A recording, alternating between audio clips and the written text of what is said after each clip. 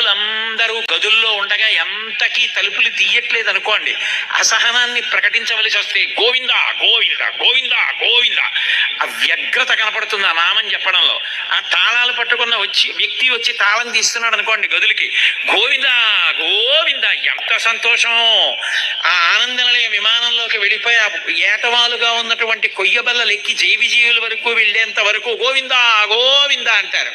ఇంకక్కడి నుంచి స్వామి యొక్క ముఖమండలం, ఆ పెద్ద తోమాల నామాలు, ఆ గడ్డం కనపడ్డం మొదలయ్యాయి అనుకోండి, ఇక నోట మాట ఎవ్వరికీ ఉండదు.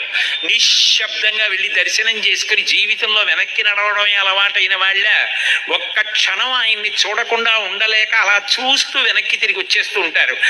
గోవిందనామని భక్తులందరూ గోవింద గోవింద ఎని కొలువరే